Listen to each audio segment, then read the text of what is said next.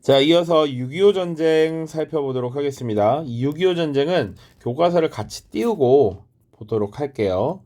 잠시. 자, 이제 띄웠습니다. 6.25 전쟁부터 보도록 하죠.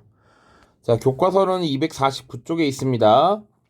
자, 6.25 전쟁은 말 그대로 지금 6월 25일 발생한 전쟁이죠.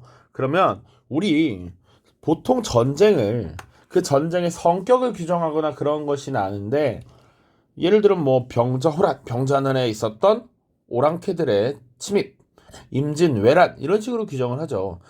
전쟁의 날짜를 규정하는 것은 왜 그런 그 네이밍이 붙었냐면, 보통은 사실은 그 북한의 침입 이런 것을 잊지 말자라고 하는 그런 뭐랄까요, 반공적 시그널이 사실은 조금 있습니다. 자, 그래서 어쨌거나 우리가 이 전쟁의 명칭 덕분에 이 전쟁이 언제 일어났는지는 쉽게 알 수 있죠. 1950년 6월 25일입니다. 실제로 어떤 설문조사에 6.25 전쟁이 언제 일어났느냐라는 연도 모르는 사람들도 있더라고. 1950년입니다. 그리고 약 3년간 전쟁이 지속되었다라는 것을 시작으로 말씀드리고 내용 들어갈게요. 내용 보시면 국내부터 보도록 하죠. 38도선, 그러니까 북위 38도선 부근에서 이미 사실상 다른 정권이 들어서고 지속적인 충돌이 있었습니다. 자, 그리고 엄밀히 말하면 지금 이미 이 시기는 미국과 소련의 양국 군대가 정부가 수립됐기 때문에 철수한 상황이었어. 그래서 남한의 군대와 북한의 군대가 충돌을 하고 있었다. 소규모의 유격전, 막 국지전이 벌어지고 있었다라는 것이죠. 그리고 남한 사회는 지금 굉장히 혼란한 상태였습니다. 자, 남한 내부에서 공산당 세력의 일부 저항이 있기도 했고요. 그리고 이 자유주의 진영에서는 내에서는 다양한 목소리들이 막 나타났기 때문에 혼란이 있을 수밖에 없었다. 그리고 북한은 그런 가운데 중국과 소련으로부터 군사적 지원을 받으면서 차근차근 전쟁을 준비해 나갔습니다. 자, 그런 가운데 국제 정세는 어떻게 돌아갔느냐? 미국을 중심으로 하는 자본 진영과 소련을 중심으로 하는 공산주의 진영의 대립이 굉장히 심화됩니다. 그것이 2차 대전 이후에 완전히 표면화되는데, 뭐 유럽을 중심으로 해서 이제 뭐 미국의 마셜 계획이 시행된다든지 북대서양 조약기구 나토가 결성된다든지 이런 움직임에 소련도 맞대응을 하면서 냉전이 점차 심화되고 있었다.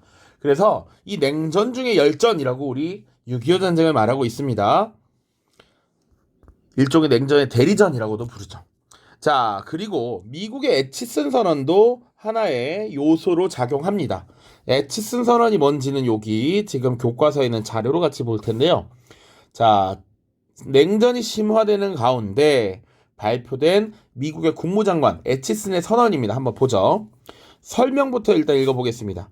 1950년 1월 미국 국무장관 에치슨이 태평양 방위선을 알류산 열도부터 일본과 오키나와 필리핀 군도로 이어지는 선으로 발표했습니다. 그 말은 미국이 결코 내줘서는 안 될 이 방어선이 이렇게 된다라는 것이죠. 그러면 여기 지금 어디가 빠져있냐면 우리 대한민국 한반도와 타이완이 빠져있단 말이지. 이런 것들도 하나의 요소로 작용했다. 자, 그랬던 것이죠. 그러니까 소련이나 북한 입장에서는 무력으로 이 남한을 치고 한반도를 점령했을 때 미국이 과연 개입할 것인가라는 의문도 가질 수 있었다라는 거지. 자, 그래서 국제 정세도 큰 역할을 했다. 자, 어쨌거나 근본은 북한이 이미 이런 것들을 준비하고 있었다라는 것이고, 결국 남침을 감행하게 되는 것이죠. 6월 25일 새벽에 북한군이 일제히 쳐들어오기 시작하고요. 여기 5탄대 6월 28일에 3일 만에 서울이 이제 상실됩니다. 북한군의 수중에 들어가게 됩니다. 자, 이때 대통령이었던 이승만은 북한의 남하 속도를 늦추기 위해서 본인들이 넘어온 이후에 한강철교를 폭파하고요. 그리고 나서 계속 쭉쭉쭉 내려갑니다. 대전, 대구, 부산 이렇게 내려가요. 자, 국군은 사실은 파죽지세로 밀리게 되고요. 낙동강 유역으로 후퇴하면서 이 낙동강 전선을 겨우겨우 수비하는데 전력을 다하고 있었습니다. 자, 이때 2위 우리는 임시 수도를 부산으로 옮겼다. 그거 보시고요. 자, 이 상황에서 북한의 침략에 대해서 유엔이 이제 개입을 하게 됩니다. 자, 유엔은 이 북한의 침략을 명백한 국제법 위반 침략으로 침략 전쟁으로 규탄하고 이제 유엔의 군대를 파견하게 되는 것이죠. 그래서 연합군이 참전을 하게 되고 이때 연합군의 사령관이 누구였냐면 더글라스 맥아더였습니다. 이 맥아더를 필두로 해서 이제 우리 한반도의 전쟁이 다시 반전이 이루어지게 되는데 대표적인 작전이 바로 인천 상륙작전이죠. 선생님의 고향이 인천이어서 선생님이 이 인천 상륙작전과 관련된 역사 유적지도 많이 가봤습니다. 그러니까 인천에 지금은 구시가지로 변했지만 송도 지역, 새로운 송도 신도시 말고 옛날 송도에 가면 인천 상륙작전 기념관이 있고요. 그리고 인천의 그 바닷가 쪽 거기 월미도라고 하는 유원지가 있는데 또 그 부근에 자유공원이라는 데 가면 이 메가더의 동상이 있습니다. 자, 인천 상륙작전을 기념하기 위함이죠. 그래서 인천 상륙작전을 통해서 다시 공산군을 밀어내기 위한 반격작전의 시작이 되고 약 2주 뒤인 9월 28일 서울을 되찾게 됩니다. 심지어 나아가서는 이제 공세로 전환을 하게 돼요. 자, 조금만 더 보면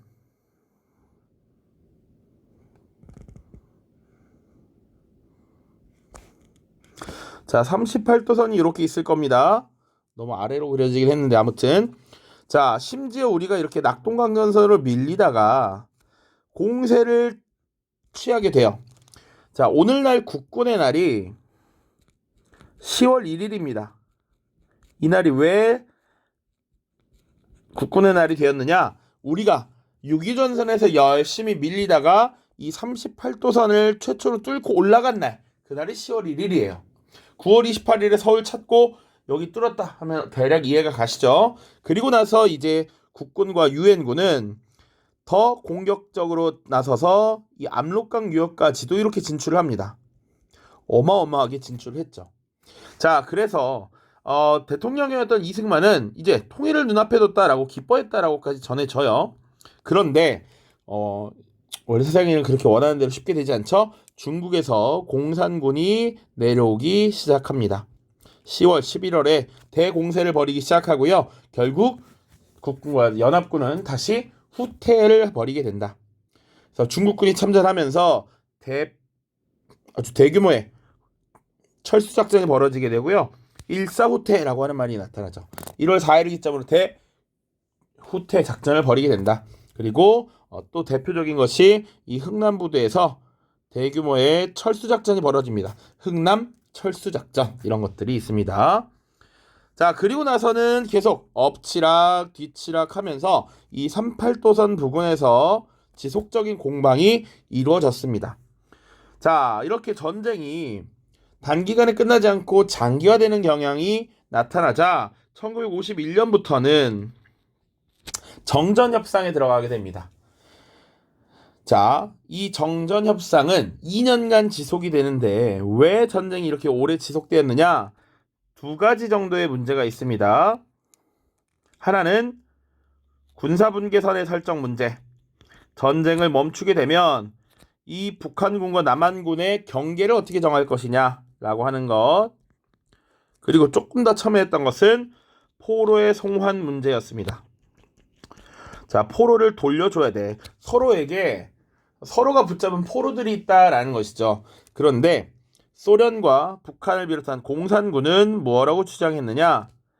자동 송환해야 된다. 자, 그들이 포로가 있던 원래 국가, 원래 소속으로 돌려보내야 된다라고 주장했고 유엔군은 뭐라고 주장했느냐? 우리나라는 협상의 주체에 들어가 있지 않았습니다. 자유송환을 해야 한다라고 주장을 했어요. 이 포로들이 원하는 체제, 원하는 국가로 가도록 해야 된다라고 주장을 했던 것이죠. 자, 이런 것들로 첨예하게 대립하면서 정전협상이 길어졌고 결국은 1953년 7월 27일에 정전협정을 결국 체결하게 됩니다. 자, 지금 쭉 살펴봤습니다. 다시 한번 교과서에 있는 사진과 지도로 정리를 해보도록 하죠. 자, 전쟁의 배경을 각자 또 읽어보시면 될 것 같아요. 지도와 사진으로 보는 6.25 전쟁. 보시면 6월 25일 침략을 시작한 북한군에 의해서 쭉쭉쭉 밀리게 되었고 1950년 6월 28일에 3일 만에 서울에 북한군이 들어왔고요. 이후 한 달 만에 대전이 함락되었고 결국 낙동강 전선까지 후퇴하게 되었다. 자, 그렇게 수세에 몰렸던 국군과 이 연합군의 참전이 전쟁을 뒤집는 모습이 되었죠. 자, 그래서 6.25랜다. 인천 상륙작전이 9월 15일에 벌어지고 약 2주 뒤인 9월 28일 서울을 수복했고 38도선을 10월 1일에 넘었으며 압록강 유역까지 진출하고 있습니다. 사진 보시면 9월 15일 인천 상륙작전 그리고 9월 28일 수복하고 그 다음날 대통령 이승만이 수도 탈환식에서 연설까지 하고 있습니다. 그리고 10월 19일에 중공군이 개입을 하게 되면서 다시 수세에 밀리게 되고요. 1.4 후퇴 이후 1월 5일 중국군의 개입으로 피난하는 사람들의 사진이 나와 있네요. 그로부터 약 2년간 정전협상이 이제 진행되었고 정전협정이 판문점에서 이제 체결되었습니다. 1953년 7월 27일 정전협정을 맺었고요. 여기 협정문을 보시면 북한군의 지휘관, 북한의 지도자 김일성, 중국군 펑덕회라고 합니다. 펑더화이라고 하고요. 유엔군 사령관 마크 클라크의 서명이 들어가 있죠. 그러면 우리 대통령은 어디 있냐 이거지. 이승만 대통령은 어디 있느냐? 휴전 혹은 정전에 반대했습니다. 왜? 끝까지 싸워야 된다라고 주장을 했죠. 끝까지 북진 통일해야 된다라고 주장을 했어요.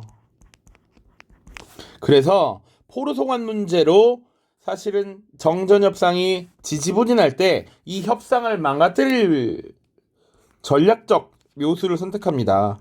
반공포로, 공산주의에 반대하는 포로들을 석방시켜버려요.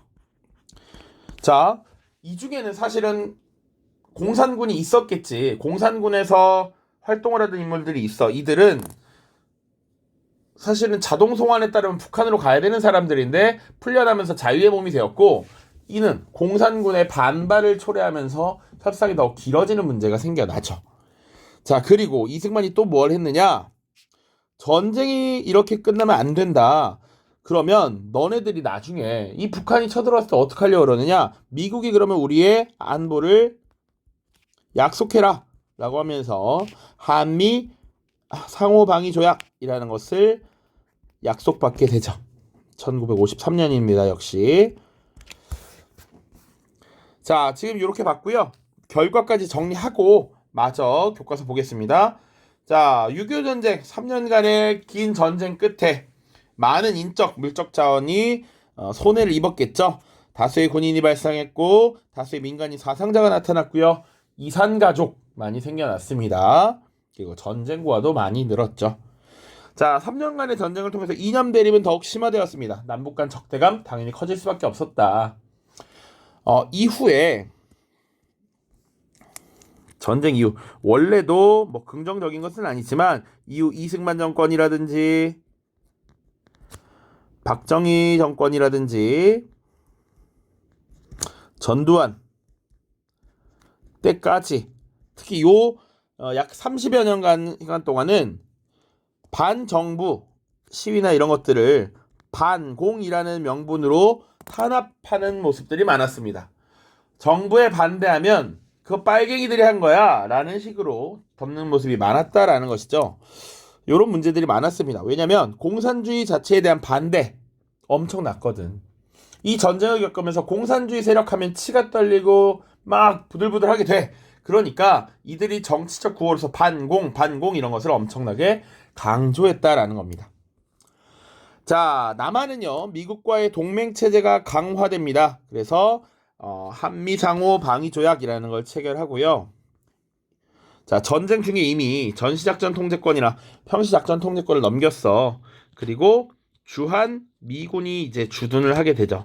오늘날에도 주한미군은 열심히 주둔을 하고 있죠. 그 규모가 과거보다는 조금 줄었지만 상당수 약 38,000명 정도가 주둔을 하고 있는 것으로 현재 알고 있습니다. 자, 그 다음 북한은 어떻게 되느냐? 중국의 도움을 받았죠. 그러면서 중국과의 교류, 협력이 강화되면서 중국의 영향력이 커졌다라는 것 정리하시면 되겠습니다. 자, 교과서 마저 보고 끝내도록 하겠습니다. 자, 배경 아까 그냥 보시면 되겠다라고 했는데요. 맞습니다. 그대로 보시면 되는데 그래도 좀 보자면 남한과 북한은 서로의 체제를 비난하면서 38도선 부근에서 이미 충돌이 있었다. 남한 정부는 국방경비대를 국군으로 확대 개편했고 지리산 주변에서 활동하는 유격대, 흔히 빨치산이라고 합니다. 이것들을 토벌하고요. 좌익 활동가들을 색출하여 전향시키는 이런 모습들이 있었고 북한은 소련으로부터 무기를 지원받아서 군사력을 강화시켰습니다. 분명 화북 지역에서 활동했던 조선의용군 얘기했습니다. 자, 그리고 소련이 북한의 남침 계획을 승인했고 중국도 미국이 전쟁에 개입하면 참전할 것을 약속했습니다. 그런데 하필 이런 상황에서 남한에서 전투부대를 철수했고요. 미국의 태평양 방위선에서 대한민국이 제외되는 에치슨 선언이 발표되고 더욱더 이런 전쟁의 가능성이 높아졌다. 자, 밑에는 김일성과 스탈린이 비밀리에 만난 대화 내용이 나와 있습니다. 자, 그래서 전쟁 지원을 요청한 것이 사실로 밝혀졌다. 자, 그 다음 전쟁의 전개 과정, 왼쪽에 지도와 사진은 이미 봤으니까 넘어가고요. 자, 핵심적인 내용. 자, 남침이다. 남침. 남한을 침략해서 남침이야. 북한이 쳐들어왔다고 북침이라고 하면 안 됩니다. 자, 그리고 3일 만에 서울 점령, 7월 말 낙동강 유역까지 진출. 자, 미국의 요청으로 긴급 소집된 유엔 안전보장이사회는 북한의 남침을 평화에 대한 파괴 행위로 규정하고 남한에 대한 군사 지원을 결의했습니다. 16개국으로 구성된 유엔군이 남한에 파견되었고 그 중에 하나가 에티오피아라는 나라라서 지금 우리 춘천에 에티오피아 참전기념관이라는 것이 있죠. 자, 그리고 인천 상륙작전이 시행되면서 전세를 역전했고요. 9월 28일 서울을 되찾았고 38도선을 돌파해서 압록강 유역까지 10월에 도달하게 됩니다. 그러자 중국은 10월부터 군대를 보내서 북한을 지원했고요. 다시 서울이 함락되면서 대후퇴를 벌이게 됐다. 자, 그러다가 전선이 교착 상태에 빠지자 소련의 제의로 51년 7월부터 정전이 모색되었고 협상이 진행되었는데 군사분계선 설정과 포로 송환 문제로 2년 동안 협상이 지속되었습니다. 자, 정전협정 체결이 지연되는 동안 더욱 더 치열한 전투가 벌어져서 많은 희생자가 발생했고 정전을 반대했던 이승만이 일방적으로 반공포로를 석방하기도 하였습니다. 자, 그러나 53년 7월 27일 정전협정이 조인됨으로써 전쟁이 끝났죠. 자, 전쟁의 영향 다 읽어보시고요. 한편 전쟁이 끝난 후 한미상호방위조약이 체결되었고 이에 따라 미군이 한국에 계속 주둔하였으며 미국의 영향력이 강화되었다.